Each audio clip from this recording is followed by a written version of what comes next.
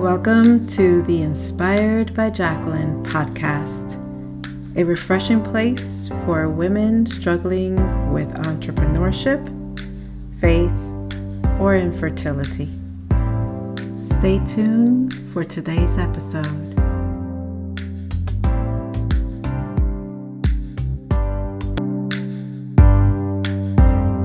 Hey everyone, this is Jacqueline again, and I am the host of the podcast Inspired by Jacqueline. And today I have a special guest. We've, been around each other for quite a while, and you'll hear in the chat the different parts of our journey. But I really want to have a different conversation with this special guest today. And I think that you're going to, I know that it's going to touch you at different levels of whatever part of the conversation, at whatever part of the journey that we're discussing. And I'm really excited to introduce that I'm going to be chatting today with Cat Feliciano. Yay!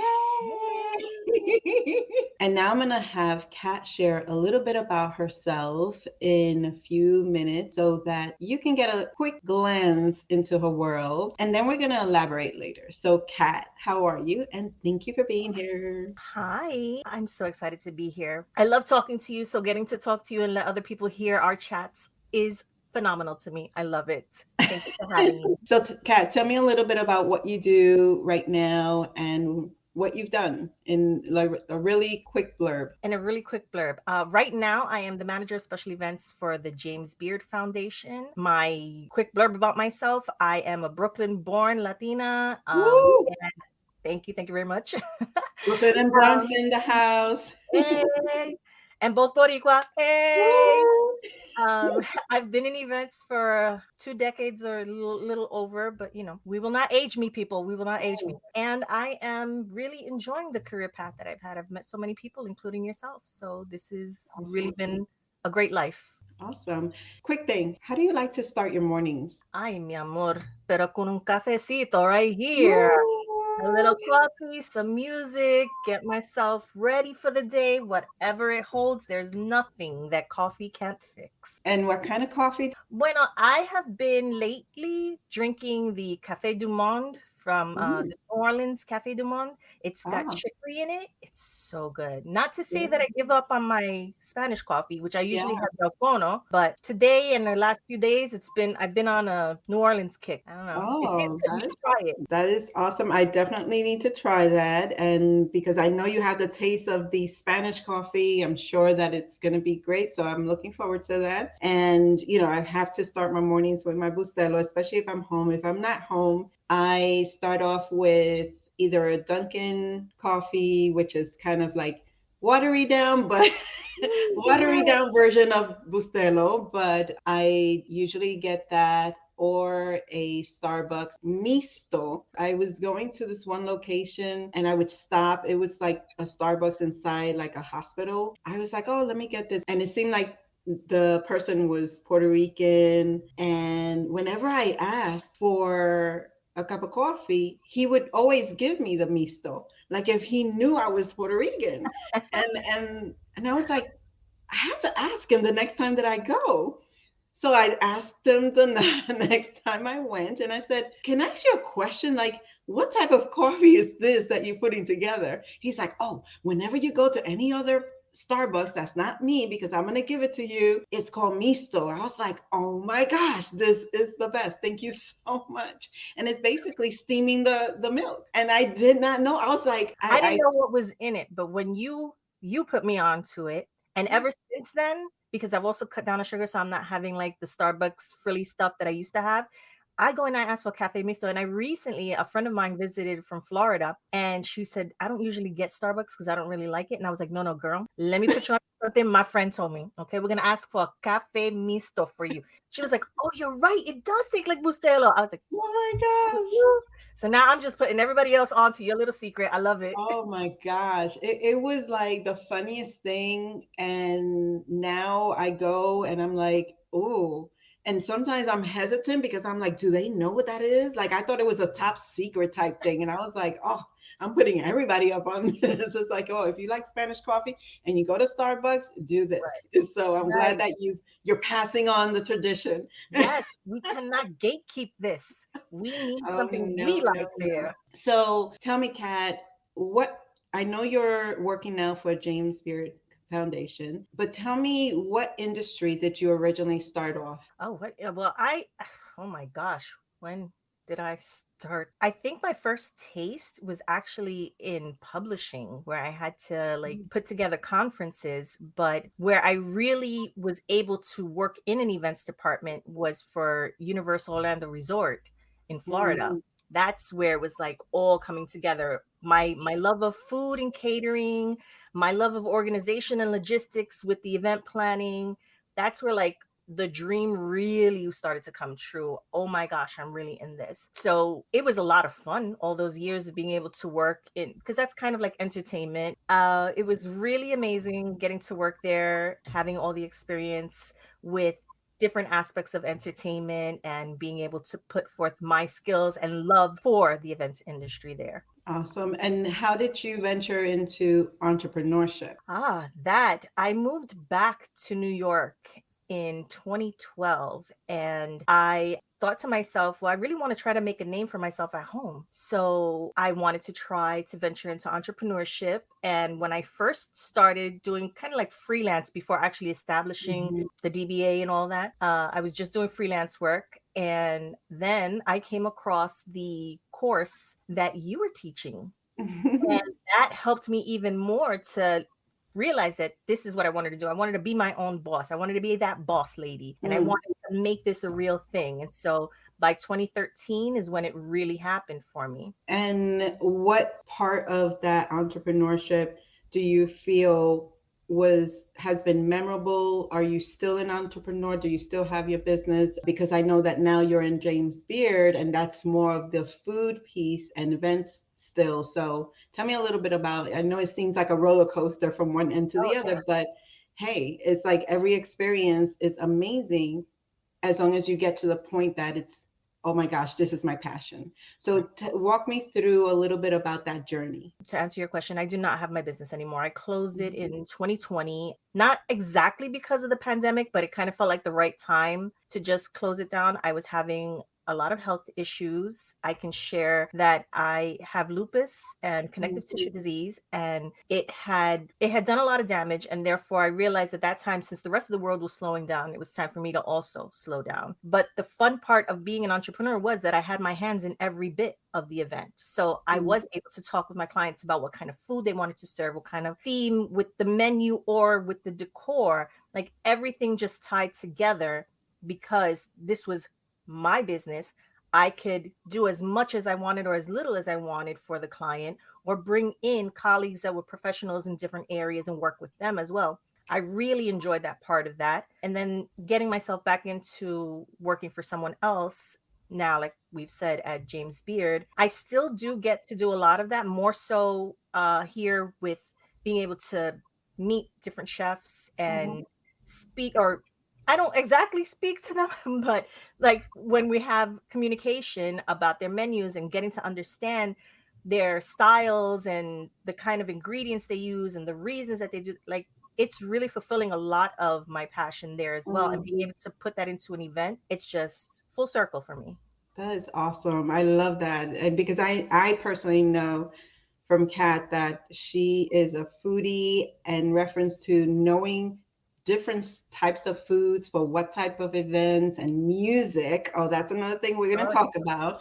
And it's like she has this Rolodex in her head of each era and each part of, within that era, each part of, history in that era, from one thing to another and genres. Oh my goodness. I don't know how you carry all that in your head and then mix it in with the love of food. It radiates out of you as far as the excitement that comes out. So thank you for sharing that. I know you mentioned that you shut down or closed your business because of the health concerns that you were having. Talk to me about how you were able to work with those health concerns, the struggles that you were going through while you had an event or while you were planning an event? Okay. I didn't do as much as I should have as far as prioritizing my health when I found out that I was ill. I thought, okay, well, whatever. I'll just keep pushing through, keep doing the work that I do. And you know how they say if you don't stop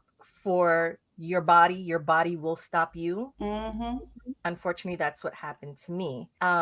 Lupus attacked my central nervous system, and I began to have difficulty speaking, difficulty walking. It was not easy to try to push through that. I did for one wedding, and I was in excruciating pain, but I did my best not to let the couple know, not to let any of the people I was working with know. But I knew then that I needed to prioritize my health. I Mm-hmm. needed to make sure that this doesn't happen again. And while anyone who knows about lupus and those that don't, it's not curable. It's something you're going to live with your whole life. But when you take healthier steps, whether it's changing your diet, exercising more, if you choose to go with medications, or if you choose to do what I've done, which is a holistic method of healing, all of these things, you need to actually implement them into your life so that you can run your business, Mm-hmm. have your life, because the illness is always going to attack, but the more prepared you are health wise to be able to fight back, the easier that bounce back is going to be. So you're Mm-hmm. going to be able to do the things that you enjoy more often. So for me, while this was happening, when I had my business, I almost was in denial. I was like, no, this is just going to pass. I'm going to be fine. And like I said, I kept trying to push through until that one wedding where by the end of it, I was done. I was hysterically crying, in so much pain, in so much agony. And I said, I can't do this anymore. I actually have to stop because Mm. my body's not going to let me go any further. Wow.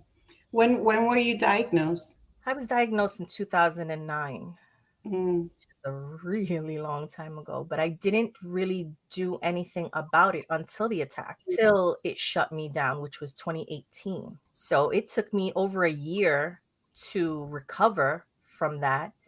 And I slowly started to get back into events. I started working for another nonprofit, and it sparked up that passion again, that this is what I want to do. I want to be able to do events. I want to make people happy. I want to celebrate with people. Mm-hmm. But I knew at that point, that's when everything started to click, like, no, you got to take it slow. So I still was doing freelance and doing my business and this and that. And then in 2020, like I said, when the world shut down, I was like, nope.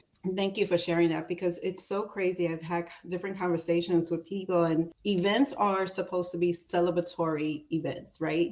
When I hear about events or celebrations, I'm thinking happiness, people Yeah. bringing people joy, bringing people together that are going to have a great time, enjoy food, enjoy music, whether it's a social event or corporate event, all of that is a part of an event. To then have to think about health concerns or anything that will make you stop from performing that event, executing that event, Right. or some bad news that you receive, or loss of someone, and you can't control those things. That's the thing, that these are things that come into your life and you can't control them, but it is up to us to try to work around it. How do we Yes. assess the situation, see what ways we can work around it. Now, by the time we get to that point of trying to figure it out to make it work for us, we're trying to get out of those trenches of, okay, this is what I want to do. This is where I need to get back to.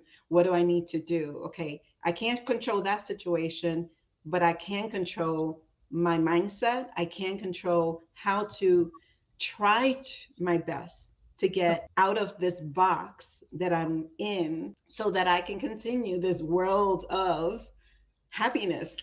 Yep.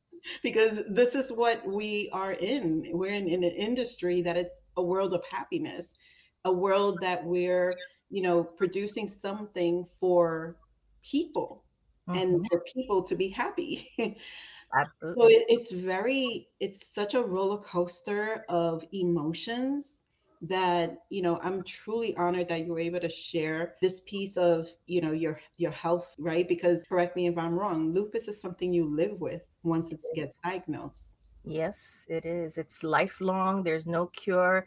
You can go into remission, but that's, very seldom for people to be able to say. But you have to maintain your health in order for you to be able to live. I've lost two family members because Mm, of complications due to lupus. I'm hoping that the journey that I've decided to take for my health to get better will be the one that will make sure that nobody says what I just said about me. And what are three things that help you keep your positive mindset, to keep it going and to keep resilient? Three things. Oh my gosh. I mean, I've always had strong faith. I look to a higher power to help me through a lot of things. And while I will say transparently, I do struggle with that, but I'm human. Mm-hmm. So it's not always, oh, everything's great because the higher power has it. It's a lot of times why. But Mm-hmm. you push through that, you get past it. I would also say that meditation helps me a lot. And my form of meditation is either listening to music, baking to take my mind off of things and relax myself.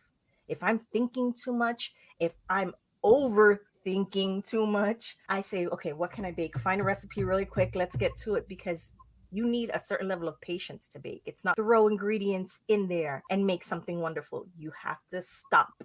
And that's another thing you need in order to be able to get through. You need to stop. Yeah, Think that's why I through. can't bake.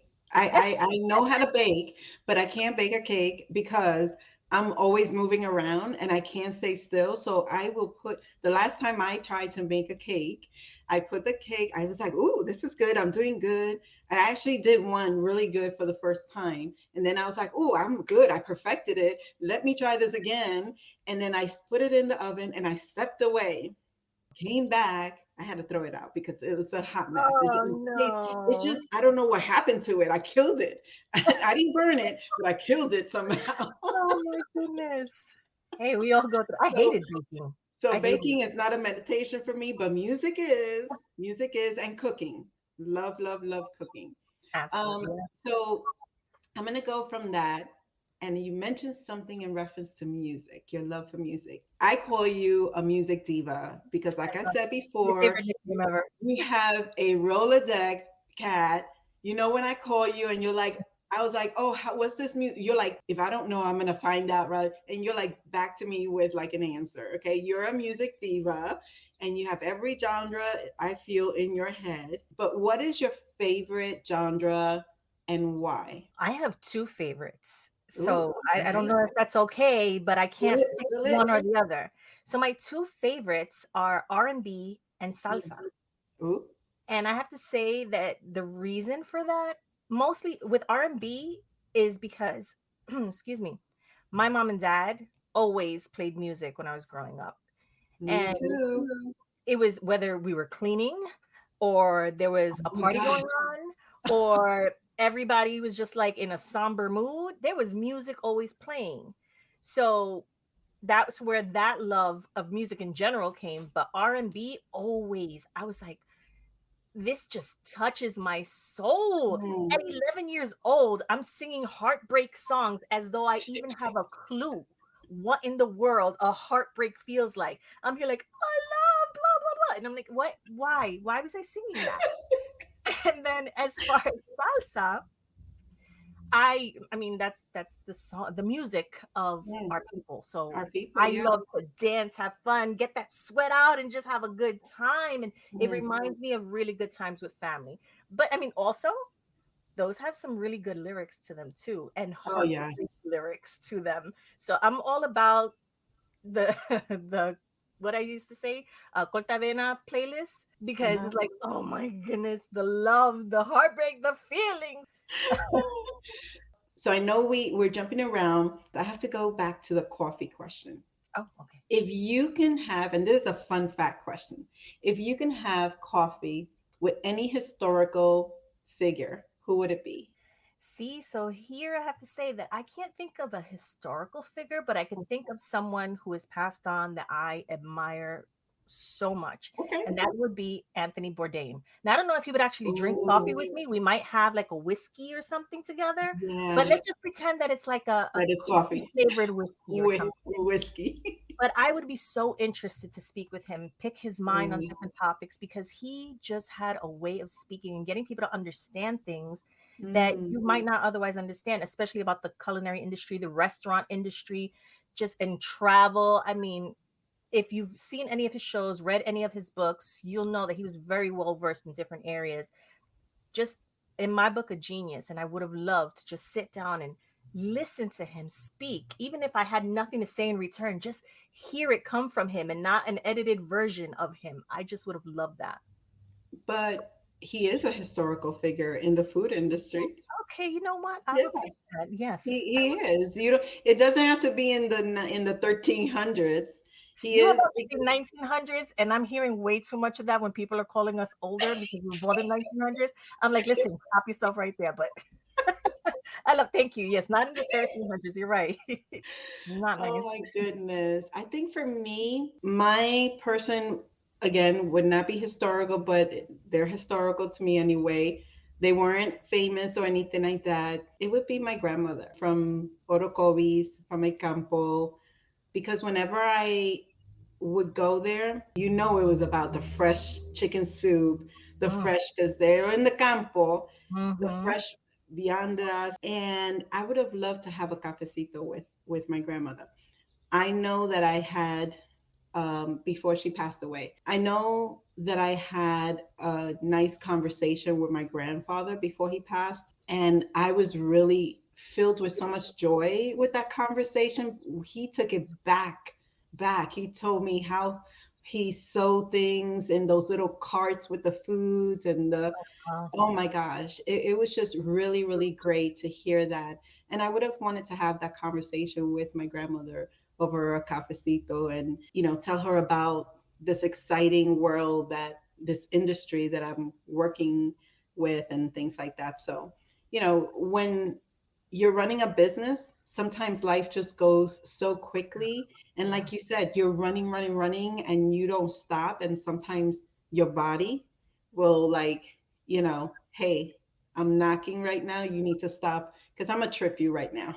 Exactly. Oh my gosh. Yes, that is exactly how it is. So taking, a coffee break or anything, a walk in the park, whatever it is, it's so essential. Going back to the health piece, what do you feel other than, you having to close your business, has it stopped you from anything else in your life? Yeah, it stopped me from socializing for a while. It stopped me from dreaming, and I don't Mhm. mean like literally going to sleep and dreaming. I mean like of seeing of seeing things in the future that I used to be able to dream up for myself. And that would lead to having a goal in place that I wanted to reach. But for a long while, I was like, no, this is it. I just have to get better and that's it. So the focus was only to get better. I couldn't see past that. But thankfully, once I started to feel like myself again, once I got to the place where I was like, okay, I can speak clearly again. I can walk better again. I'm not in pain every day. It's only, here and there. Okay, this is manageable. Let's start thinking about what I'm going to do for the rest of my life. Maybe not permanently, but what's the next Mhm. step? What's the next Right. little adventure I want to have, whether it's personal adventure or it's a professional adventure? I finally could see that. Wow. Tell me about when you were an entrepreneur and had your business.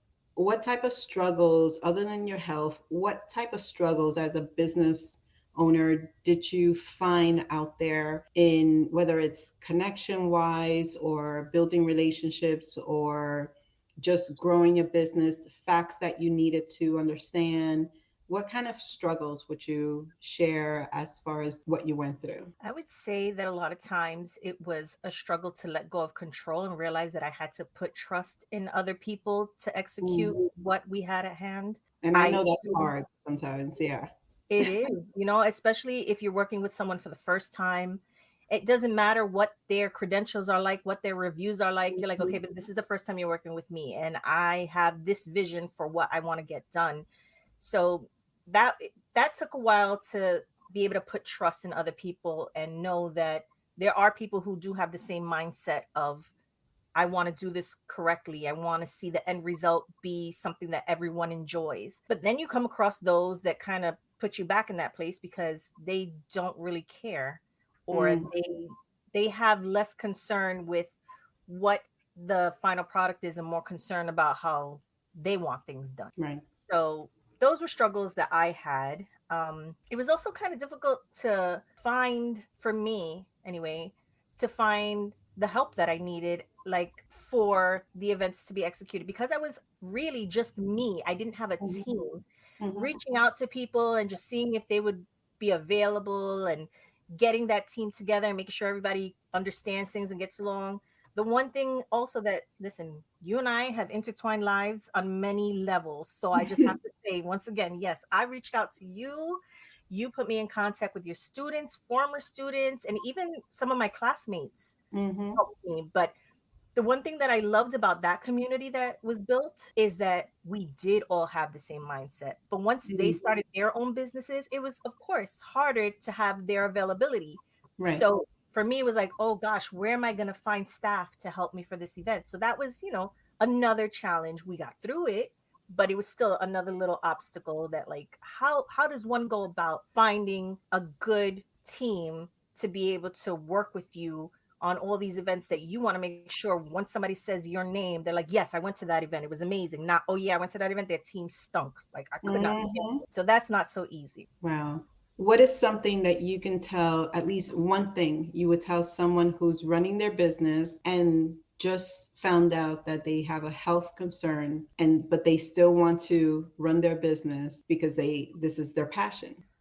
I would say that they've probably heard this a million times, but health is wealth. So take care of that first and everything else will fall into place. Sometimes people think that discussing health is the physical part of our body, but what about the mental part? Oh, that is probably the most difficult to handle, because your mind could take over everything. So if you're not able to see good things ahead of you, it's going to hold you back from everything. And it's not easy to do. So I strongly encourage anyone and everyone to get a therapist. Your Mm, friends, your sister, your brother, your mother, your dad, whatever, can talk to you, sure, but they're not professional. They can't really get to the root of what's going on. They can't give you the kind of advice that would actually help you to heal, and little practices that they can help you to learn to be able to stay focused on things and not fall into a place of negativity or anxiety. So I'm not saying don't lean on your friends and your family for things. Absolutely, that's what they're there for. mhm, But I strongly encourage everyone to get a therapist. That's your next best mhm. friend. They're going to help you through. Do you think that mental wellness is being talked about more now than before? And do you think people are listening? I think it is being talked about more now. I'm still not sure that it's enough. I Hmm. think that a lot of it is kind of topical. It's like something happens, okay, we're going to talk about it, but then it kind of dies away. And I think it needs to be at the forefront of everything, because your mental health, that's your brain is what keeps you alive. If Yeah. that's not functioning, and I don't mean just like it's not, I don't mean physically not functioning. Obviously, we're talking about mentally. If you can't think straight, if you don't feel right, if something feels off, your whole life is affected by that. So Hmm. I think that there needs to be more out there that's accessible for people. So I'm saying get therapy, but a lot of people can't get therapy. They may not have the medical coverage, they may not have the funding for it. So I think that even though it is being talked about more than it was before, it's still not enough. And I I do agree. think that people are listening, but I don't think that they're seeing solutions to things. I think what they're hearing for the most part is, this is a problem. We have a problem, blah, blah, blah. But they're not hearing, this is what we're going to do about it. This is what is in place to help this situation. Yeah. And that's kind of like what drew me to, when I started talking about my situation, my journey, I wanted to find the right platform. And I totally believe the world is connected. I found this platform through speaking on another platform, and this person was in that same platform as well speaking. And I was, let me find out more about them. It's like, that's really interesting. And this person, Sharissa, she's the founder of Event Therapy Magazine and Event Therapy Network. And it was really like it stood out because it's like, what? Event therapy in the industry? What is this? It's like I have to find out more about this. And it's a really amazing platform because she's opening to me up the eyes of people in the industry, us, in Mhm. that, you know what, we're in this industry to create happy moments, but hey, knock knock, we're humans. and we Right, go through things. And right. so we need to take care of ourselves and our mental wellness and our physical. And when I came across her platform, I was like, that's where I'm going to send my story, because I'm part of the event industry and I want to share with my peers, my colleagues, that hey, we're human, and every single person in this industry that is here to play the music and have people on the dance floor take photos of those happy moments, create a delicious cake to make people feel, oh my gosh, I have to have more, create that amazing food that's going to make people just happy and hopefully happy. Right, hopefully. and, and oh my gosh, that food was amazing. We're making people happy. And we tend to be so tired by the end of the day that we forget about our mental wellness and our physical, to take care of ourselves and take a step back and breathe. Absolutely. I want to say also that Yeah. because of you sharing your story was why I felt I could be comfortable sharing mine with you and with now because it's taken me a long time, anyone else. And I'm not just talking about the lupus. I will mention that I've had struggles with infertility myself. There was a time where I thought that that's wow, I don't want to get emotional. It's okay. So there was a time where I thought that in order for me to be a woman, I had to conceive. Mm. And it's not even that, excuse me, I'm so sorry. Mm-hmm. It's not even necessarily that I wanted to have kids. I thought the idea of it was great. I helped raise my sister. So since the age of 7, I knew what it was like to change diapers, to feed a baby, to go through all the things that we listen, her teenage years were not easy. So that should right there have stopped me from even thinking about and I saw a lot of teen pregnancies and the struggles they went Mm-hmm. through. Just thought, okay, this is what we're supposed to do. And then Mm-hmm. when I was engaged, I was like, oh gosh, this is real now. Like I have to do something about it. And so my doctor had put me on some hormonal treatments. Mm. That really did a number on me. It put me in a deep depression and it was a side effect of the medication. Mm. And I felt like this is not what I want to put myself through in order to give someone a child. I don't feel like, and this is not knocking anybody who has kids, but for Mm. me, it didn't feel worth it. I was like, this is not something I want to go through in order to bear a child. But I had found out early on that I had polycystic ovarian syndrome. Mm. And I think I was about 19 when I was told that. And they told me it would be a struggle. But again, I wasn't thinking about having kids at 19, so I didn't care. But Mm-hmm. now later in life, like I said, I'm engaged and I'm thinking, oh my gosh, this is something I'm supposed to do. How do I do this? And going through what I went through, it just didn't feel like it was the right thing for me. Mm. And so it became a thing where I was like, if it ever happens, it happens. But I'm not going to force myself to go through all these side effects Mm. just to be a mother because there's so much of society that says I have to be. Or there's so much of our culture in the Hispanic culture that says we're supposed to be moms and wives and we're supposed to take care of the household and all that. I know that's a whole other topic, but you know where I'm going with No, it. I definitely know. Yeah. When I decided that for me, the the big thing was a career and success in any level of success for me. I don't think too many people understood it. I'm not even sure that my family understood it, but Mm. I'm satisfied with the choices that I've made. I'm satisfied with where my life is going. Sometimes, yeah, I'm like, oh, a baby would have been nice if they would have come out like a, a little singing diva that, like a little mini me singing all these songs and loving to be in the kitchen. Yeah, that would have been cute. But at the same time, my gosh, that responsibility. I'm like, oh, Mm. that's a lot. It's hard enough taking care of my damn self. Like, I'll let other people be mommies. I'll be everybody's godmama, everybody's auntie. It's working for me so far, but it's a mental struggle with that too. So again, Mm. when you shared your story, to me was like, oh my gosh, I had no idea. Mm. And I look up to you. I adore you. And I'm like, oh my, she sees me because she's gone through something like this.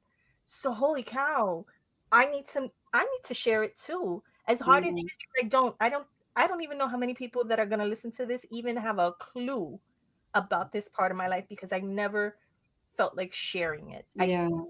I didn't feel strong enough to share it. So you've Mm. empowered me, even though I had that little emotional breakdown. You've Oh, empowered me.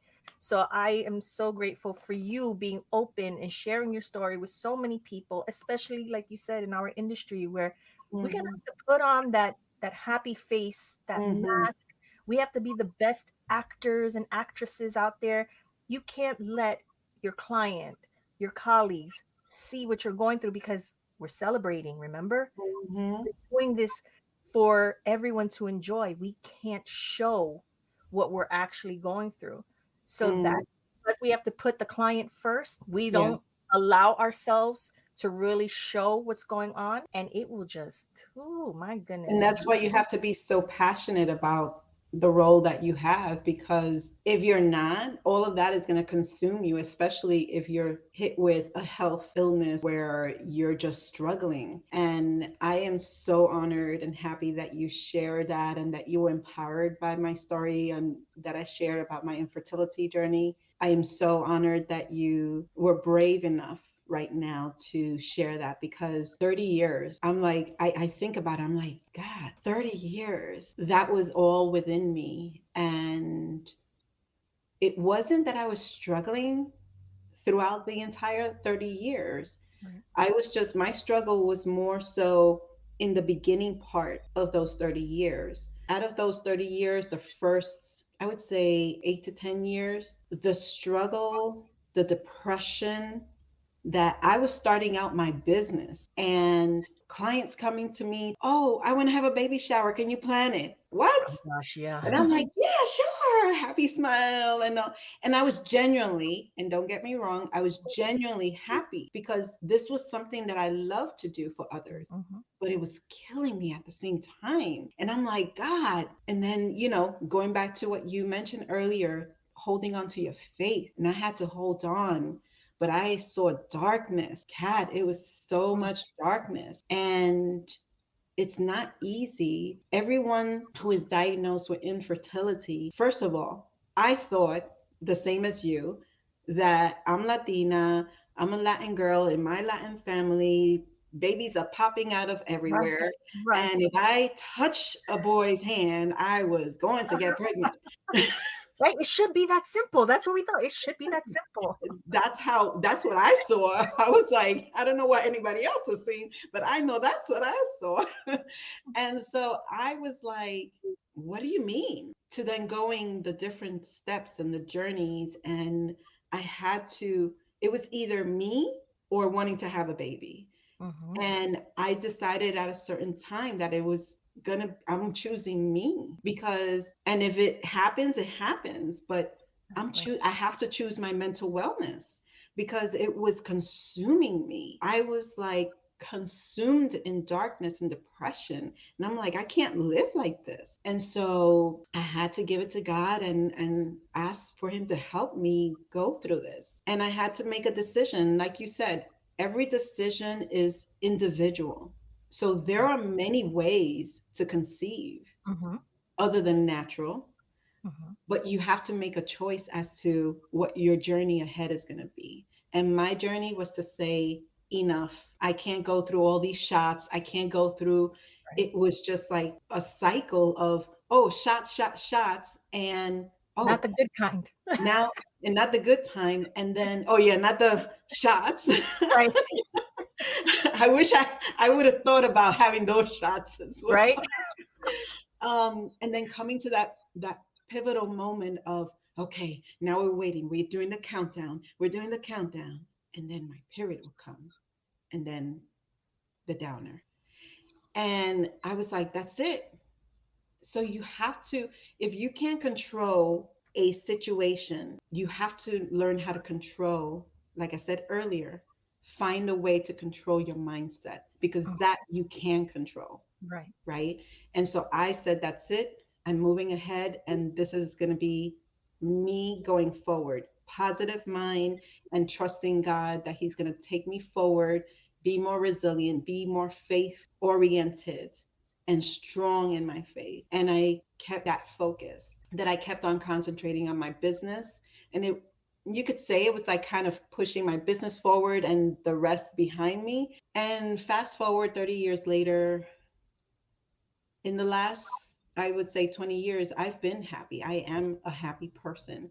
I am blessed. I am grateful for the life that and journey that I've gone through. But I wanted to share my story for, let's say, women like you, giving empowering moment that you're still a woman. Mm-hmm. Having a child does not define us, Right. even though we grew up thinking that. Mm-hmm. And so I wanted to share my story, not to tell someone, oh, you have a choice to be childless. No, you have many choices. Mm-hmm. The first choice that I want you to take is to love yourself first. Know that you're a woman, know that you're okay, and that you don't have to have a child to be more of a woman, Exactly. and have a mindset that is full of joy, peace, that you are a full woman. And so thank you for sharing that, because that was the goal. So if I inspired one person, that is awesome. If I inspire more, I'm even more happy. And so I thank you for sharing that. So I'm going to change it around a little. If you have one superpower, what would it be? Oh my goodness, that's easy. Flying. Because I could fly anywhere I want, save on travel fees, see the whole world. Come on. Who wouldn't want that? Oh my goodness. What would you choose? Oh my gosh. I'm trying to think. I've shared my mind before. It might change. I don't know. By each day is different. So if I change my answer, forgive me. It would be not flying, but not being fearful of climbing, of not hiking, but height. Okay. Because when I went on a trip with Daryl, we took a cruise and we did different pyramids in different locations. Oh. I was terrified, mortified. I was like, I can't go up there. No. It's like, these are steep. Where are you?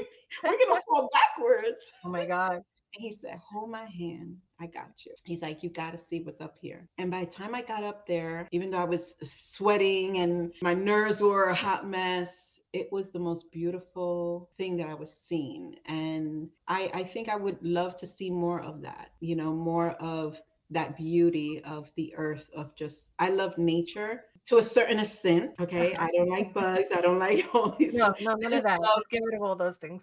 I love watching nature. I love the blossoming of nature. I love trees. I have a passion for trees.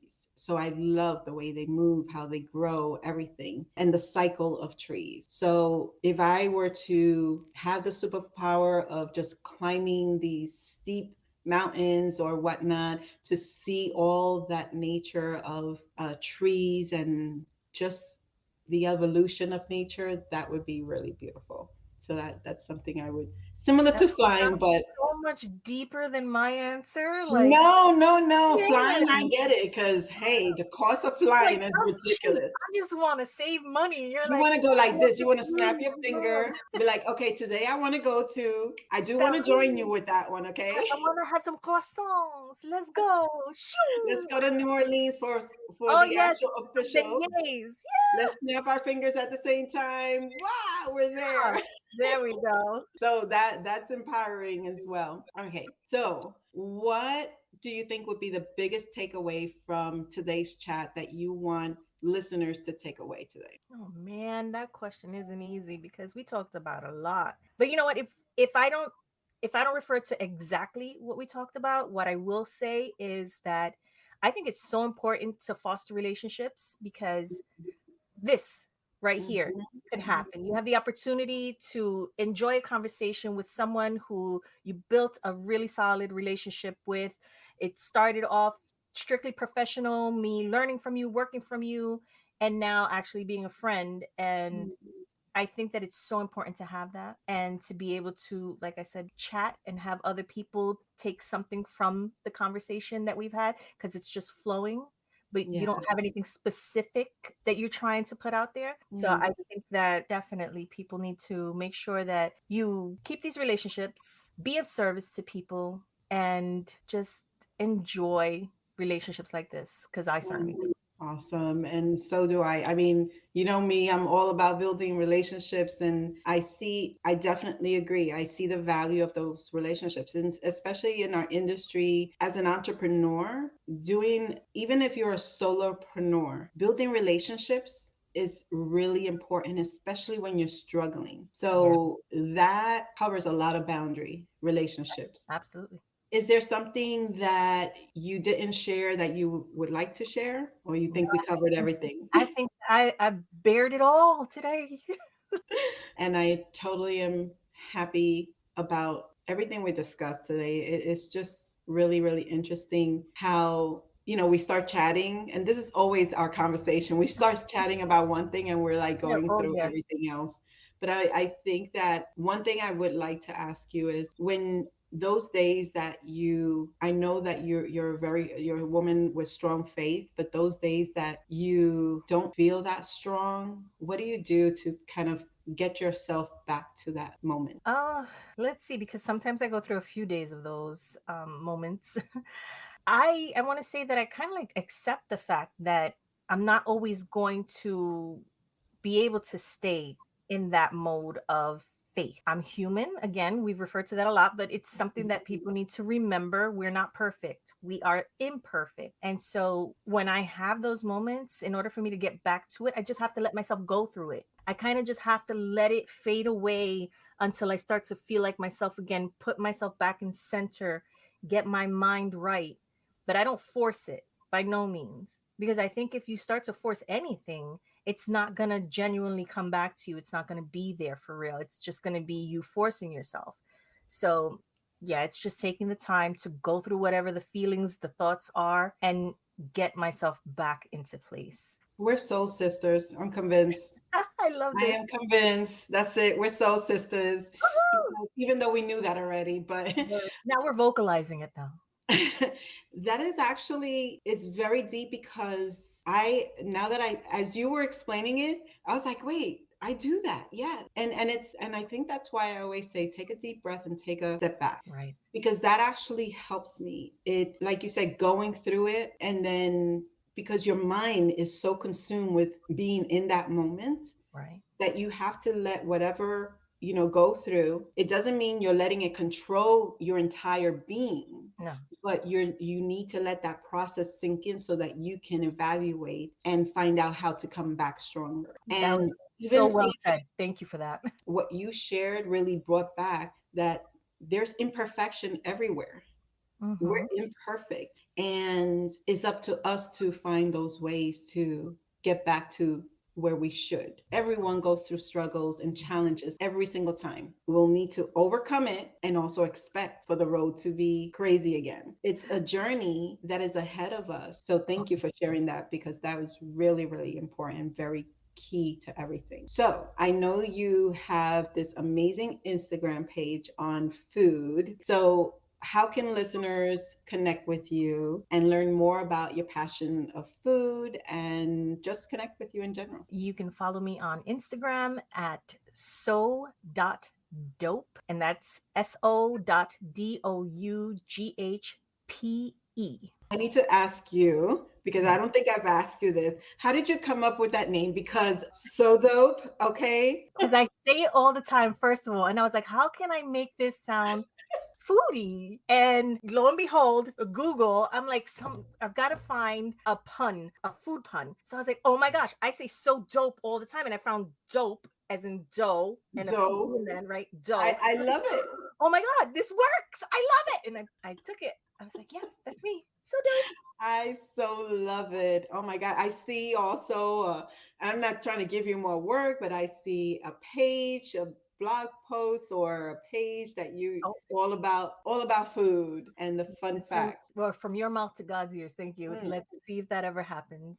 Yeah. All righty. Well, thank you so much. And I'm sure we're going to be chatting again soon. I'm sure we're going to see each other again pretty soon. So thank you so much, one, for being here. And thank you so much for sharing your journey in entrepreneurship, and also sharing your journey on infertility and with faith. So, oh my gosh, we touched all three topics today. Incredible. And wow. I'm very, very appreciative that you were able to feel comfortable to share and be transparent. And the hopes are, again, to hopefully the goal is so that someone who is listening in can say, wait, I'm not the only one going through this. Right. Oh my gosh, what Jackie shared? Oh my God, what Kat shared? Oh my gosh. And so that's the goal. And I hope that someone not just gets inspired, but someone is motivated by any part of the conversation that we had today. So thank you so much, Kat. Thank you for having me. Thank you for being you. Thank you for making me comfortable. Hey everyone, thank you so much for joining today's episode with our very special guest, Cat Feliciano. Thank you, Kat, again for sharing your story, your journey on this platform. Stay tuned for the next episode of the Inspired by Jacqueline podcast.